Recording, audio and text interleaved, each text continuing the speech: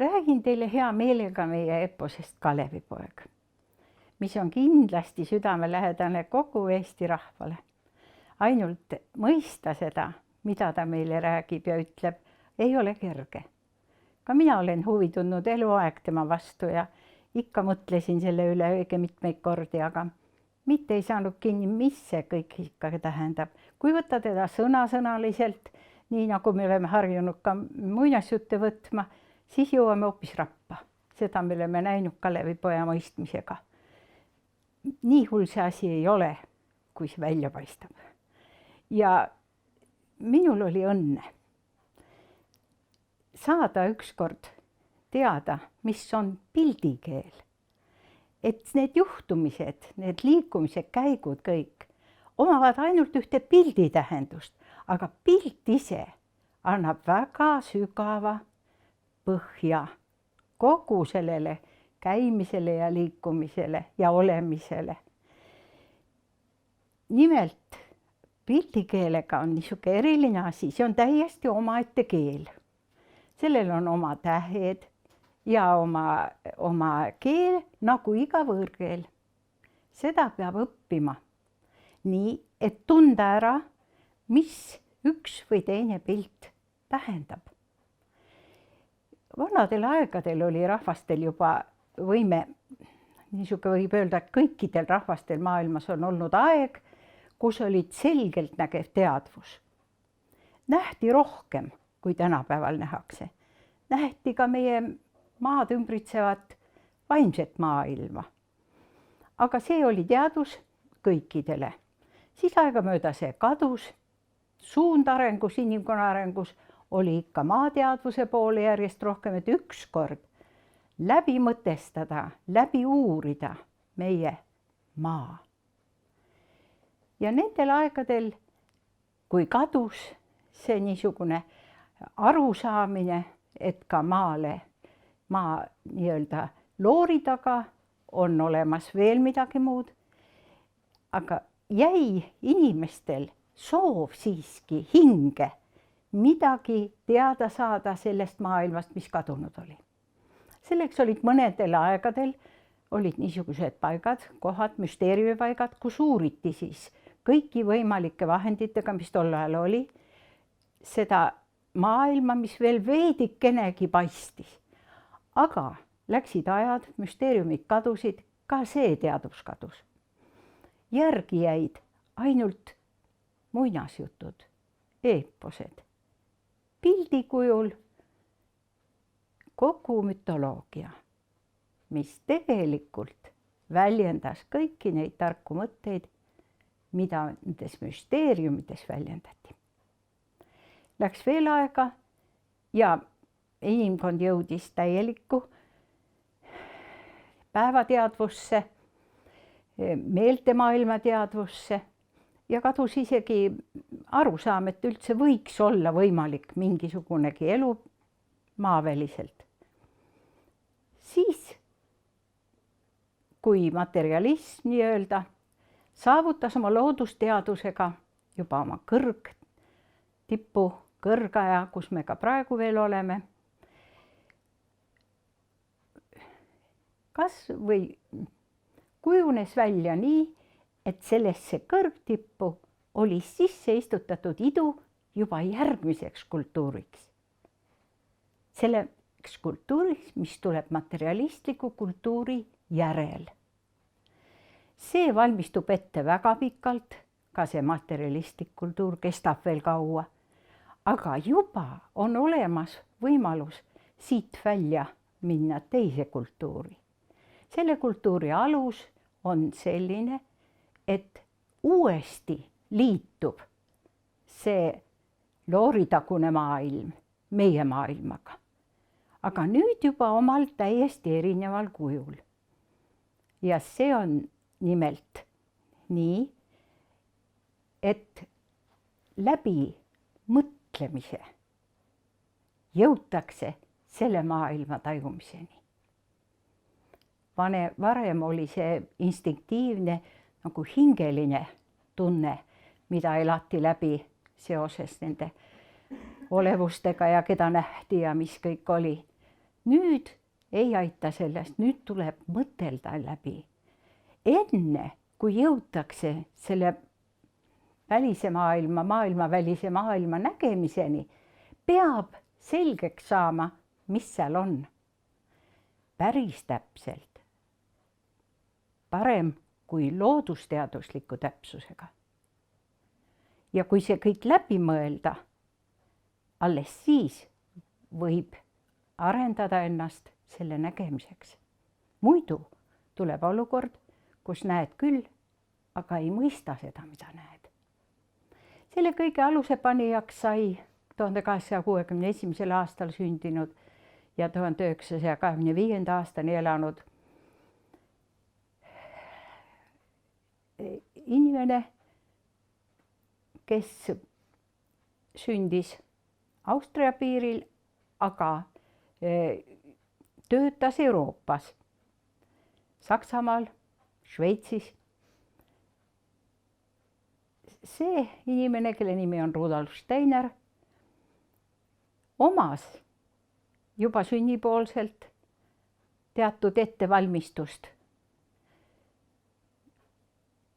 nii-öelda selgeltnägeliku teadvuse jaoks, aga ta sai ka suure koolituse. Nii et tema ja arvestades kõike, mis tema isikuga koos käib, omandas väga kõrge astme nägija, oma võimed ja samal ajal ka kaasaja tehnika ja samal ajal ka humanitaaraladel oli väga kõrgelt arenenud inimene. Tema oma töödes, mida ta eluajal kirjutas ja luges ja oli raamatuid, oli loenguid, üle 6000 loengute tsüklite, mis kõik kirjeldasid seda maailma, mis on füüsilise maailma taga. Väga täpselt loodusteadusliku mõtlemise täpsusega ja ka sellise mõtlemise kvaliteediga võis ta tuua selle, mis ta nägi, inimeste teadvusse.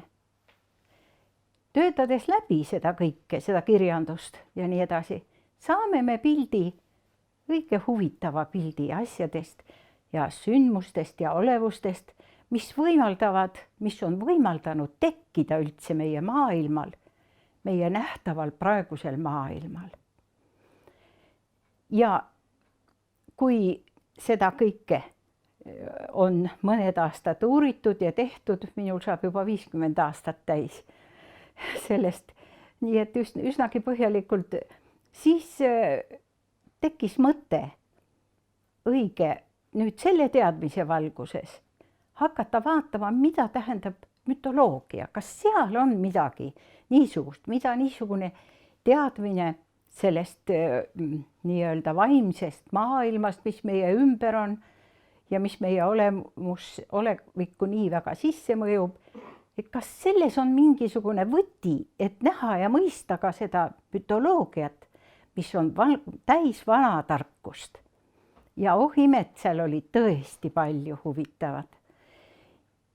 Ja nende teadmistega, mis minul oli, läksin ma ükskord Kalevipoja ligidale. Mõtlesin, et see on minu lemmik, ma pean teada saama nüüd, mis seal on, vaatame, kas tuleb sealt midagi mulle vastu. Ja esimene pilt, mida ma sealt leidsin, mis tekitas mul tunde, et mul on see võimalus leida sealt midagi, oli see pilt, kui Soomemaal Kalevalas kasvasid 3 poega, ja kes olid jumalate ja inimeste lapsed. Ja üks neist läks Norramaale sõjameheks, üks läks Venemaale kaupmeheks ja üks istus põhjakotka selga ja lendas üle Soome lahe, lendas üle Viru mere Eestimaale ja viskas kotkas viskas mehe Eestimaa Kaljuranda.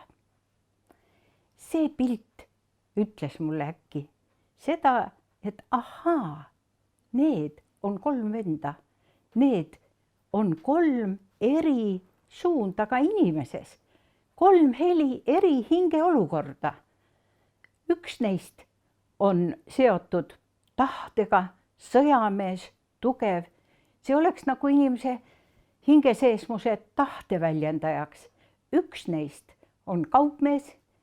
Vana kaupmees oli alati see, kes kauples hingega, nii-öelda.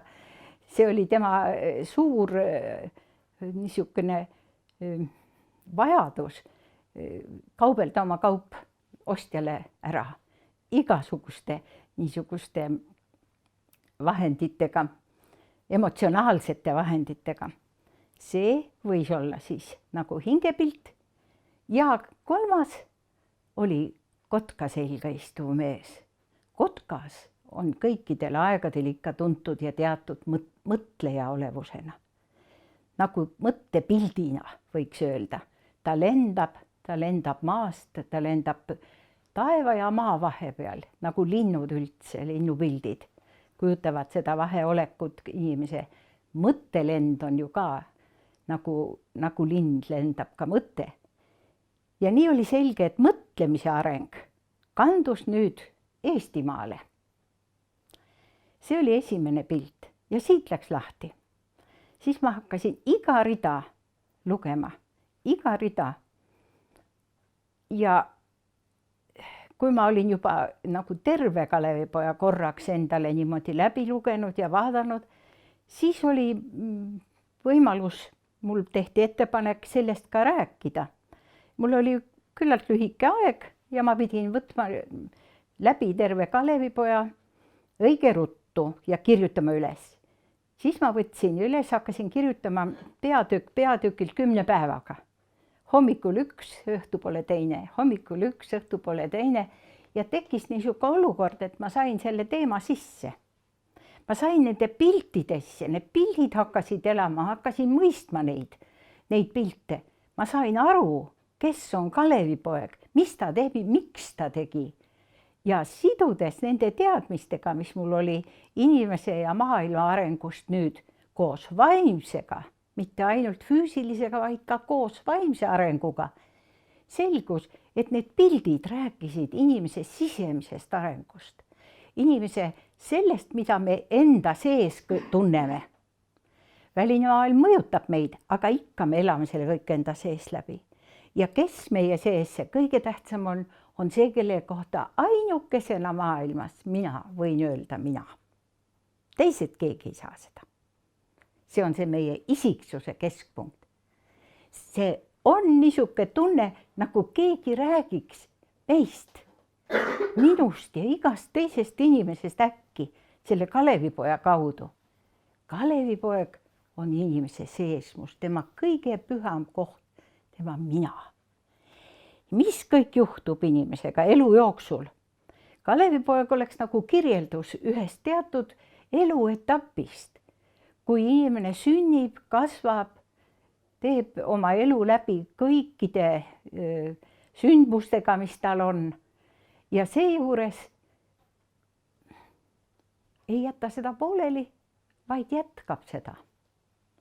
Kõigepealt juba Kalevipoja alguses oli selline moment, et Kalevipoeg taevas pärast surma.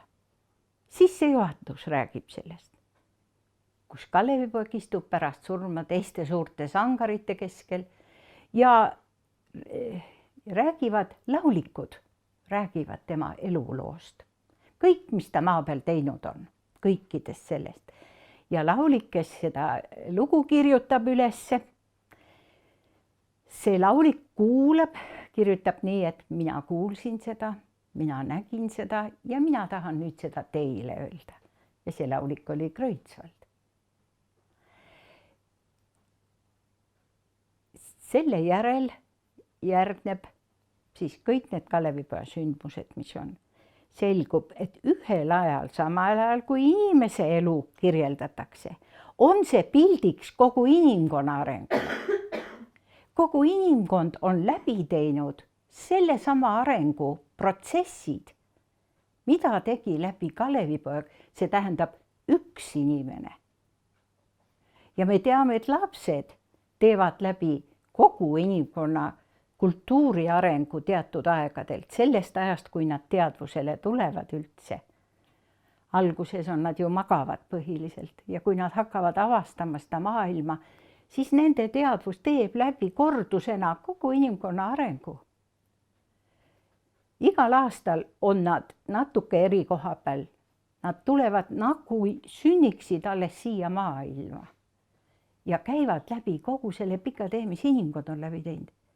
See on ka see põhjus, millele põhineb kogu Waldorf-pedagoogika. Et anda seda õpetust siis ka nii või üldse käsitleda last nii, nagu tema teadvus võimeline on. Sellel ajal, mida tema parajasti kordab. Nii on 4. klass näiteks, on oma rahva aeg. See rahva, kellesse sa sündinud oled. See on rahvatantsude, rahva laulude, eeposte aeg. Iga rahvas peab oma eepost sellel 4. klassis võtma. Minu raamatu illustratsiooniks on ka minu,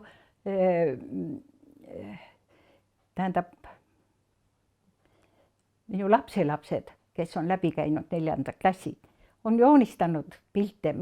Need on juba nüüd, mul on osa lapsid Soomes. See on juba Kalevalasse puutuv, kui neil on 2 sarnast eepost. Kõik see mõjub lapsele just selles klassis kõige paremini. 5. klassis on nad väiksed kreeklased ja 6. juba võitlevad roomlased. Kui seda kõike teada, siis mõistab lapsi palju paremini, miks nad käituvad nii või naa. 7. klass on see kunagine rahvaste rändamine, kui palju rahvaid tuli ja läks, kui tantsitakse kõik tantsud läbi, mis on teada rahvastelt. Ja lapsed elavad niimoodi kaasa kõige selle, kui see õpetus läheb nii, siis on ka lapsi kergem õpetada, nad meeleldi teevad seda kaasa.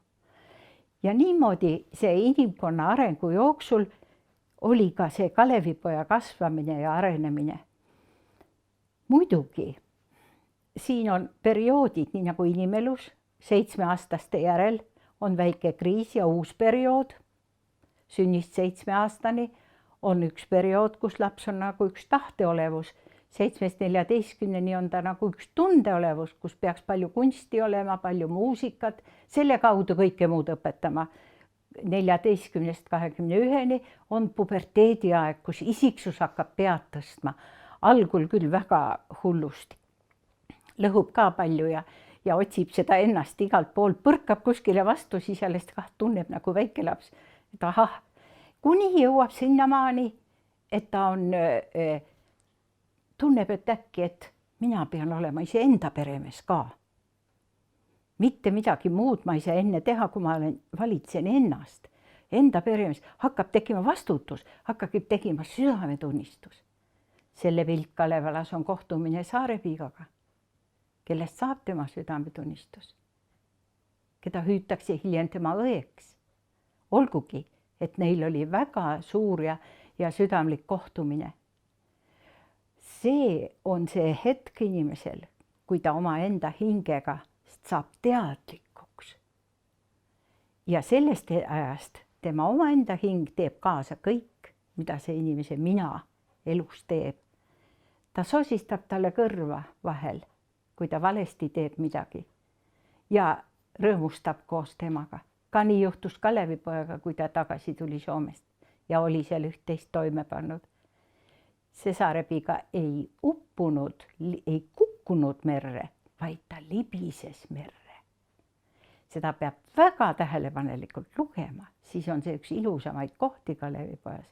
Nende kohtumine ja see, kuidas ta libiseb ja kui teda otsima hakatakse, siis ta ütleb, et ärge nutke. Ma elan nüüd siin merepõhjas, aga kalevid, alevid, olevid ja sulevid kiigutavad mind ja hoolitsevad minu eest. Paremat pilti sellest, et ta on suubunud inimsügavale hingepõhja. See oma hing on küll inimese sees ja sügaval, aga ta on kõik selleks, et inimese mina võiks õiget teed käia. see on üks eriline punkt. Nüüd tuli jutuks juba Alevipoeg, Olevipoeg ja Sulevipoeg. Ka siin on 3 venda. 3 venda, kes on kõik 3 Kalevipoja sõbrad, head sõbrad. Alevipoeg, Olevipoeg ja Sulevipoeg. Alevipoeg on tema kõige lähem sõber. Ja kes on inimesele kõige lähem sõber, kui võelda nüüd iseennast? Keda sa tunned kõige paremini? See on see minu enda tunded. Tunded reageerivad kohe igale asjale. Kui on inimene arenenud ja tööd teinud endaga hoolega, siis mina saab küll tunnetega hakkama. Ta paneb need paika ja korda ja laseb neid vabaks ja ei lase ja on mina peremees, aga ennem seda, kui ta päriselt ei valitse veel neid, siis tunded on ju teada. See aeg on inimestel 21–28, kus tunded tegelikult välja löövad, kus valitakse omale elukaaslased, kus see on omal õigel kohal. Ja see oli Alevipoeg. Temale andis ta alati kõige intiimsemad ülesanded. Alevipoeg maksis mõõgavõla, mis Soomes tehti. Alevipoeg oli alati tema juures, kui Kalevipoeg oli põrgus, siis Alevipoeg ootas maa peal, tappis suure härja, mida nad pärast siis koos sõid. Need pildid räägivad sellest, mis ülesanded kõik on inimese hingel. Suur härg on pilt inimseesmuses olevast raskusest, jäikusest ja võiks öelda niisugusest robustsusest, mis iga inimese sees on. See tuli tappa, ära muuta see sellega, et see sai söödavaks. See on seesama, et sa pead oma elu tegema nii-öelda söödavaks. Et sina saad temaga hakkama ja teised sinuga. Olevipoeg oli see, kes maja ehitas, kes tuli ja ehitas linnad Eestimaale, kes oli oodanud Kalevipoega juba ammu. Tema oli see, mis teadis täpselt, kuidas ehitada, kuhu ehitada, mida nüüd teha. Tema oli see mõistuse osa. Või võiks öelda nii nagu mõistushinge osa inimeses. Oli Olevipoeg, see ehitaja, ehitusmeister. Ja järgmine veel, mis järgi jääb, on Sulevipoeg. Sulevipoegast on kõige vähem juttu, aga tema seisab võitluses alati ka Kalevipoja kõrval. Ja kui nad läksid, kui Kalevipoeg läks Põhjamaale, siis Sulevipoeg pandi, seal olid omad ülesanded, mida pidi tegema igal pool, siis kui tuli minna selle Tulemäe juurde, siis Kalevipoeg saatis Sulevipoja, Sulevipoeg käis seal ära, tuli tagasi, küsiti, kuidas teised, paljud inimesed jäid sinna, nad ei suutnud sealt enam tagasi saada. Siis ta ütles, sellest ei olnud mulle küll muud, kui panin ainult piibu põlema sellest. Näitas, kuivõrd tema oli hakkama saanud, tuli tuletab meelde võitlust ja niisugust sisemist jõudu, põlemist, tahet. See Sulevipoeg oli nagu tahteväljendaja. Ja siis need teed, mida Sulevipoeg pidi tegema, mis oli tema ülesanne elus, mis on inimesel üldse ülesanne, kui ta juba tunneb endast nii tugevalt oma seesmust, et ta võib isegi neid eri nimedega nimetada, siis on tal ka eri ülesanded. Ja need ülesanded, mis Kalevipojal olid, on need, mis meil isiklikult on igal ühel iga päev. Kohtumine arenguvastaste jõududega, kes meid kõrvale teele tahavad viia. Küll kiusatustega, kõik võimalike inimese teadvust hägustavate vahendite kasutamiseks. Küll uimastavate jookidega ja küll mõtlemises nii paljude eri teooriatega, et katsu sa leida, missuke see õige siit veel on. Neid tuleb järjest juurde. Ja küll on seal ka selliseid, mis õigelt teelt kõrvale viivad. Või siis nagu see tahte pool inimeses, mis on väga oluline pool, aga mis kammitseb su käed ja sinu teod ja sa ei saa aru, kes see on, kes ei lase mul teha seda, mida ma mõtlenud olen. Ma ületan tundevaenlase sellega ja see on Kalevipojas Vetevana. Vesi on hingemaailma pilt. Vetevana on olevus, kes elab vees nii, et keegi teda ei märka. Tema teeb kõike salaja. Tema kodutare on vee all ja sellega saab ka Alevipoeg ta hästi kätte, sest et tema tunneb ta ära ja ütleb talle niimoodi, et Vetevana tuleb ja ta küsib, mis sa teed siin, ta peab seal piire sättima parajasti. Ta ütleb, et lasen vee tühjaks, selle jõe tühjaks lihtsalt, aga Vetevana teab, et siis seal on tema talu ja kõik näevad seda ja on nõus kogu oma kulla andma Alevipojale selleks, et mitte keegi teada ei saaks, et ta ei laseks seda vett põhja. Niisugune pilt on selle Alevipojal ja see ülesanne on see, et ta toobki mitte ainult enda kulla, vaid kõigi oma sugulaste kuld ka, mis on inimeste käest röövitud niimoodi salaja.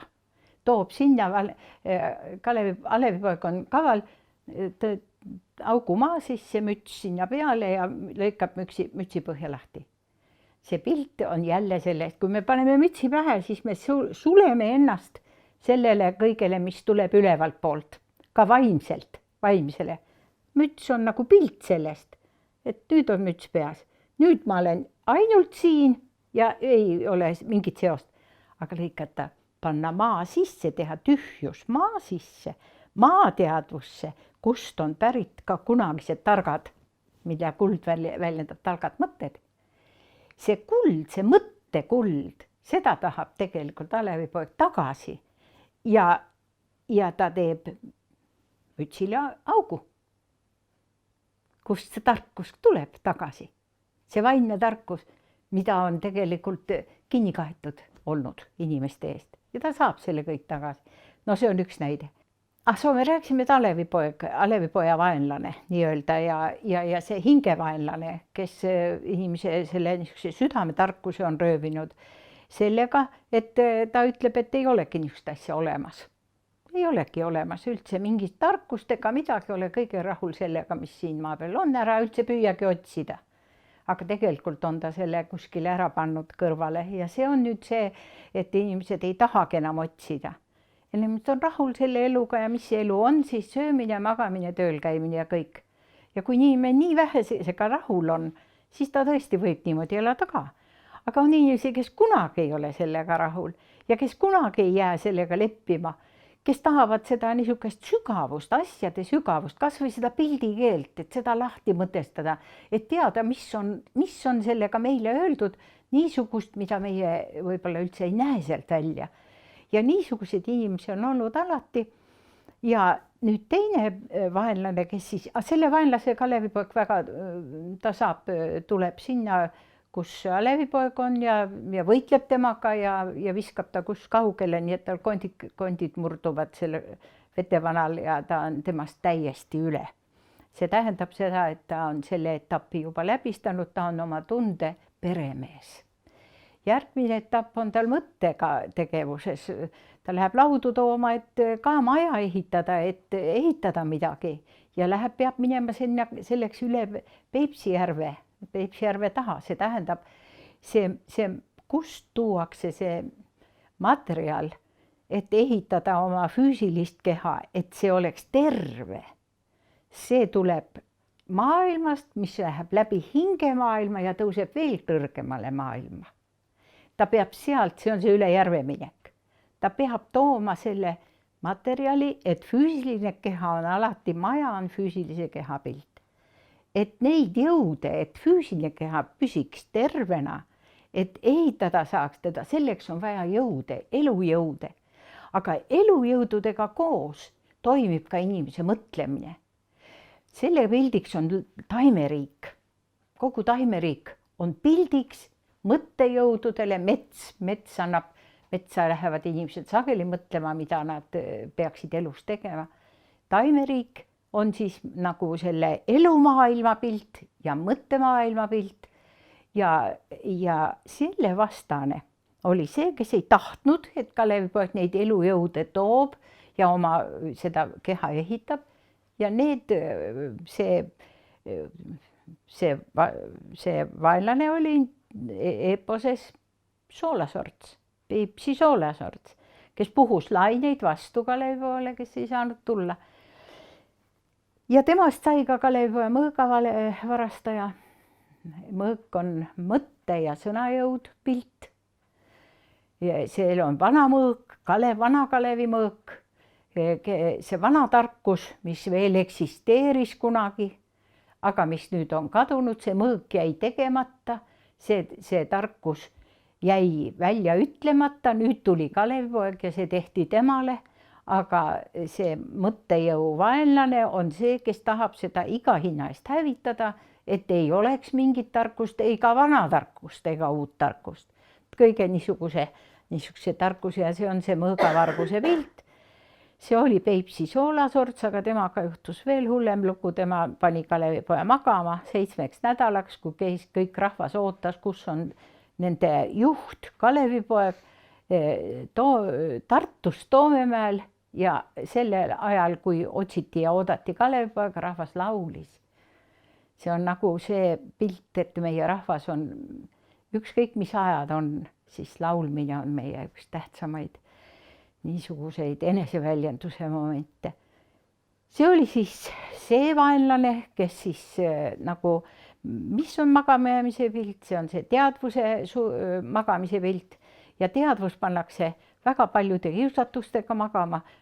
Soolasorts tahtis, et Kalevipoeg magaks, Kalevipoeg ärkas üles pildiga, et ta saab uue mõõga, unenäo pildiga, et ta saab uue mõõga, endale isikliku mõõga ja see oli tal nii suur ja tähtis, et ta võttis kogu jõu kokku ja ärkas üles ja siis nägi, et Soolasorts istub tema rinna peal. Ta ei saanud sellepärast ärgata, et Soolasorts istus tema rinna peal ja see pilt on väga õpetlik kõigile, et ei ole see niimoodi, et sul ei ole jõudu või võimalust. Sa lased endale siia ligi mingisuguse mõtteviisi, mis takistab sul vabalt mõtlemast kaugemale, kui sa tegelikult sul nagu õieti lastakse. Sul kirjutatakse ette, mis sa mõtlema pead. Kui sa nüüd natukene ise mõtlema hakkad, siis sageli seal näed läbi, mis selle mõtlemise taga on. Võib-olla selle mõtlemise ja selle koolitusega tahetakse surmata hoopis sinu isiklikku mõtlemist. Pannakse magama sinu teadvus. Sa teed automaatselt järgi, mis sul kästakse teha. Ja ongi uni käes ja ongi sa ei teagi, mis sa ise tahad või mis maailmas toimub. Ja selle keskel, selle järel on üks väga huvitav pilt Kalevipoes, mida kirjandusteadlased tahtsid täiesti välja jätta. Kuna nad ütlesid, et neid pilte on Kalevipoeg või maailm, Eesti rahva muinasjutud täis, miks seda sinna Kalevipoega panna ja mis seos tal üldse on. See oli see, kui Kalevipoeg tõusis siis pikast unest üles ja läks kiiresti siis oma teed, nägi ta äkki metsa ääres, kuidas üks karjus on lammastega väljal ja tuleb hunt metsast ja võtab ühe lamba kinni oma suhu ja paneb jooksma. Ja karjus hüüab kangesti ikka appi, kedagi appi tulevat ei ole. Kalevipoeg võtab maast kivi, viskab selle hundile ja hunt laseb lamba lahti, lammas läheb karja. Niisuke pilt. Siis tuleb Kaljane ja räägib Kalevipoele oma loo. Ta on vaene laps, ta isa-ema on surnud, kõik ta sugulased on surnud, tal on väga kuri peremees. Niisuke tüüpiline Eesti vaeslapse muinasjutt. Tal on kuri peremees ja ta on nii palju nutnud, et taevaisal hakkas temast kahju. Ja kui ta läks hommikul, pühapäeva hommikul karjateele oma lammastega läbi metsa, siis metsa haldjas sosistas talle kõrva, et võta see üles, mida sa näed, kui sa pühapäeva hommikul lähed karjateel, mis sul silma hakkab maas. Võta see endale üles, pane endale villa sisse, südame kohale, hoia teda seal ja vaata, mis sellest sulle tuleb. ja tõesti ta leidis sealt ühe muna. Võttis selle, pani villa sisse ja hästi sooja koha peale hauduma ja sellest tuligi mitmeastmeliselt.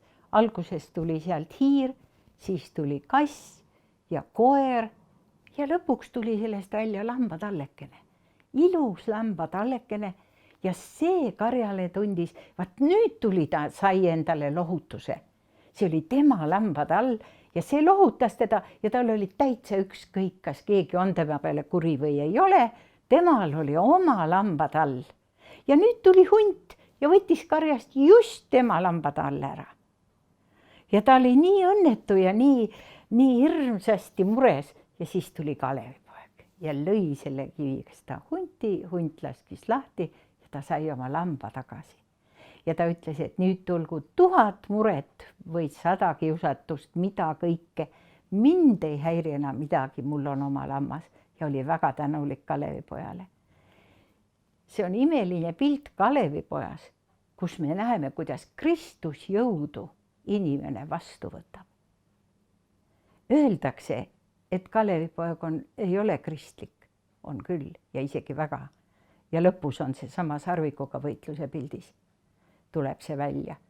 See on nii imeline pilt, lammas, vill, lambatall, see on alati olnud Kristuse pilt. Lihtsalt pildina. Ikka on alati ja ta räägib ikka oma karjastest ja oma karjast ja lambast. Ja see, et ta sai selle suure ja mis on see meie tuntud vaene laps, millest on ta vaeseks jäänud? Kuhu on kadunud ta vanemad? See on pilt sellest, et rikas vaimne maailm, mis inimest ümbritses tema varase arengu ajal, kadus. Täiesti kadus. Vanemas edas räägitakse jumalate hukust. Mitte jumalad ei hukkunud, vaid kadusid silmist. Nad kadusid, inimene jäi üksi. Kogu inimkonna arengutee on selles pildis sees, selles vaese lapse pildis. Nüüd ta jäi nagu üksi sellest vaimsest ümbrusest, ta jäi siia maailma tõmmata, lükata nendel maailma mateeriaseadustel, kus ta enam ei tundnud tuge ja nutis ja kaebas ja midagi pidi tegema rasket tööd. Nüüd sai ta selle lohutuse, selle oma lamba. See on see, kui inimene kõige raskemas olukorras mõtleb Kristuse peale, kes on sündinud kõikide inimeste jaoks, mitte ainult käputäie inimese jaoks siin või seal, vaid absoluutselt kõikide inimeste jaoks, et nad leiaksid lohutust ja saaksid abi. Ja see abi, kes teab seda ja kes on proovinud, see on igale ühele võimalik. Absoluutselt, olgu see on niisugune mustanahaline või kes tahes. Muhamedlane ükskõik, ka tema jaoks. Enne oli Kristus sündmus, kui tuli Muhamed.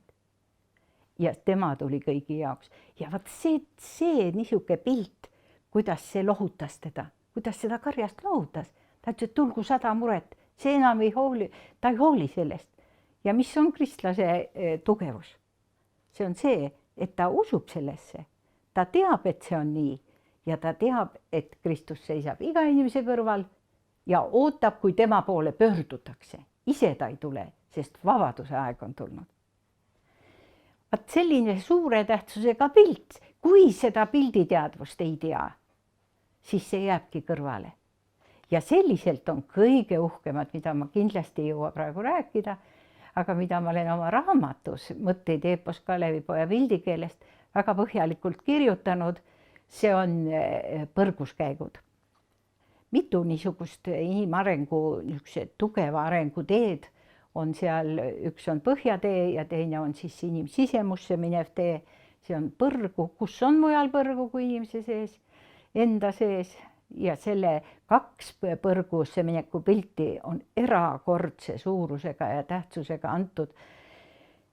Kohe maailma kirjanduse tippteosena, mina ütleks küll, palju veel sügavam kui Dante põrgu, mis oli ka omaette elamus, on olemas.